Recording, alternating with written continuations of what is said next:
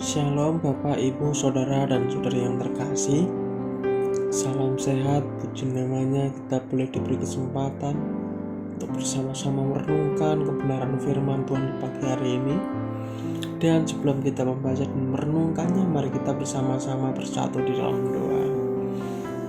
Kutinggikan Engkau Allah kami yang bertata di tempat maha tinggi. Kami bersyukur, berterima kasih atas perkenanan-Mu, pemeliharaan-Mu di sepanjang malam tadi hingga pada pagi hari ini. Kami sungguh merasakan sukacita sehingga kami boleh menghirup udara yang segar yang Kau limpahkan kepada setiap umat-Mu. Tuhan, kami akan mengawali aktivitas kami. Biarlah kami mengawali aktivitas kami dengan membaca merenungkan kebenaran firman. Pujikan nama-Mu dalam nama Yesus. Haleluya. Amin. Bapak, Ibu, dan saudara-saudari yang terkasih, renungan kita di pagi hari ini bertema ibadah yang murni dan yang tak bercacat di dalam Yeremia 22 ayat 18-30. Lembaga Alkitab Indonesia memberi judul Nubuat melawan Raja Yoyakim. Sebab itu beginilah firman Tuhan mengenai Yoyakim bin Yosia, Raja Yehuda. Orang tidak akan meratapi dia. Aduhai abangku, aduhai kakakku. Orang tidak akan mengasihi dia. Aduhai Tuhan, aduhai seri paduka. Ia akan dikubur secara penguburan keledai, diseret dan dilemparkan keluar pintu-pintu gerbang Yerusalem. Naiklah ke gunung Libanon dan berteriaklah. Perdengarkanlah suaramu di pegunungan Basan. Berteriaklah dari pegunungan Abarim, sebab semuanya kekasihmu sudah hancur. Aku telah berbicara kepadamu selagi engkau sentosa, tapi engkau berkata, aku tidak mau mendengarkan. Itulah tingkah lakumu dari sejak masa mudamu, sebab engkau tidak mau mendengarkan suaraku. Semua orang yang mengembalakan kamu akan dihalau angin ribut, dan para kekasihmu akan diangkut tertawan. Pada waktu itu engkau akan menjadi malu dan bernoda dari sebab segala kejahatan. Hai engkau yang diam di gunung Libanon dan yang bersarang di pohon-pohon aras, betapa engkau akan mengeluh ketika kesakitan menimpa engkau, kesakitan seperti yang ditanggung perempuan yang melahirkan. Demi aku yang hidup, demikianlah firman Tuhan, bahkan sekalipun Konya bin Yoyakim, Raja Yehuda, adalah sebagai cincin materai pada tangan kananmu, namun aku akan mencabut engkau. Aku akan menyerahkan engkau ke dalam tangan orang-orang yang berusaha menyabut nyawamu, ke dalam tangan orang-orang yang engkau takuti, ke dalam tangan Nebukadnezar, Raja Babel, dan ke dalam tangan orang-orang Kasdim. Aku akan melemparkan engkau serta ibumu yang melahirkan engkau ke negeri lain, yang bukan tempat kelahiranmu. Di sanalah kamu akan mati. Tapi ke negeri yang mereka rindukan untuk kembali ke situ, mereka tidak akan kembali. Adakah Konya ini suatu benda yang hina yang akan dipecahkan orang, atau suatu periuk yang tidak disukai orang? Mengapakah ia dicampakkan dan dilemparkan ke negeri yang tidak dikenalnya? Hai negeri, negeri, negeri, dengarlah firman Tuhan.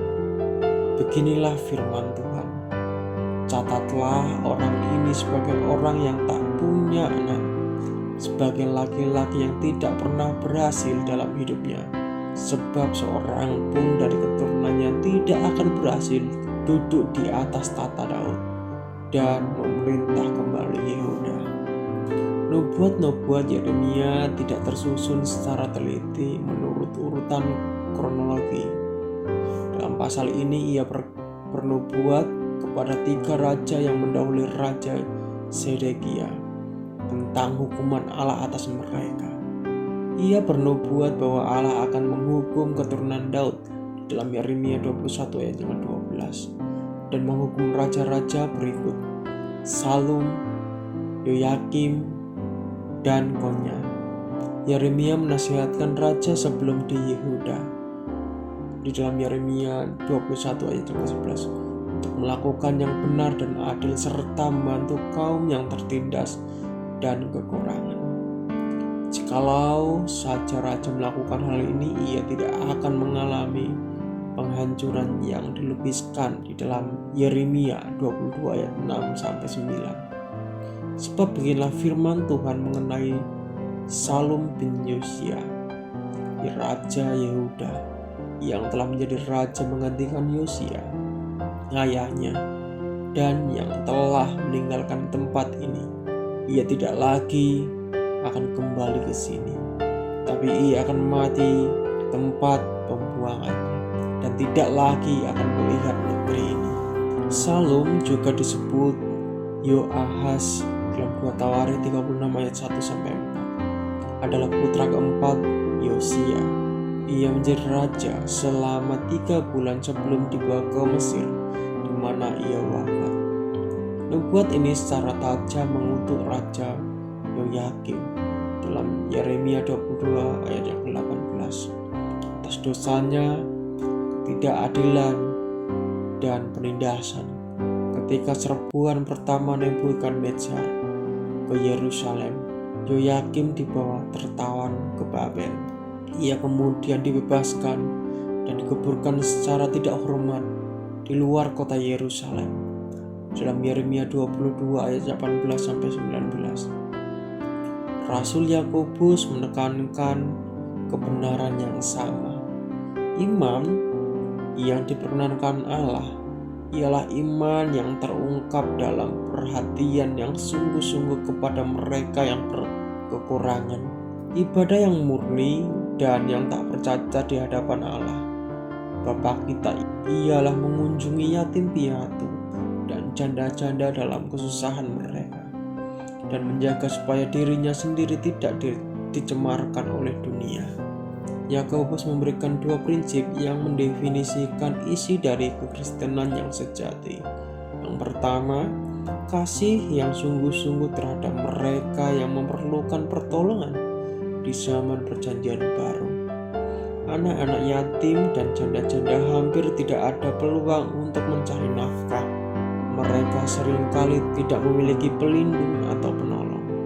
Orang percaya diharapkan untuk menunjukkan kepedulian dan kasih yang ditunjukkan Allah terhadap orang yang yatim dan janda di dalam Ulangan 10 ayat yang ke-18. Dewasa ini di antara saudara seiman kita ada yang membutuhkan kasih yang memperhatikan. Kita harus berusaha untuk mengurangi kesedihan mereka dan dengan demikian menunjukkan kepada mereka bahwa Allah juga memperhatikan mereka, pemeliharaan orang miskin dan melarat. Dan yang kedua, memelihara kekudusan kita di hadapan Allah. Yakobus mengatakan bahwa kasih terhadap sesama harus disertai oleh kasih terhadap Allah yang terungkap dalam pemisahan dari cara dunia yang penuh dosa. Kasih terhadap sesama harus disertai oleh kekudusan di hadapan Allah. Jikalau tidak demikian, itu bukan kasih Kristen. Apabila kita membantu orang kekurangan dan tertindas, kita akan menerima berkat dan pujian Allah. Di dalam Galatia 6 ayat yang ke-10. Amin. Mari kita bersatu di dalam doa. Inilah kerinduan kami ya Bapa, merenungkan membaca kebenaran firman. Kerinduan kami ya Bapa, kami menjadi alat kemuliaan nama-Mu dimanapun kami berada. Terima kasih untuk perenungan kebenaran firman-Mu ya Bapa, yang telah memberkati kami pada pagi hari ini. Ajari kami ya Bapa untuk melakukan kehendak-Mu ya Bapa, untuk menolong sesama kami. Bahkan segala sesuatu yang kami lakukan, semua itu hanya untuk hormat kemuliaan bagi nama-Mu. Terima kasih Bapa, kami menyerahkan waktu-waktu kami selanjutnya hanya ke dalam tangan kuasa, hanya di dalam satu nama Yesus Kristus, Allah kekasih jiwa kami. Haleluya. Amin. Shalom, selamat pagi, selamat beraktivitas. Tuhan Yesus memberkati kita semua.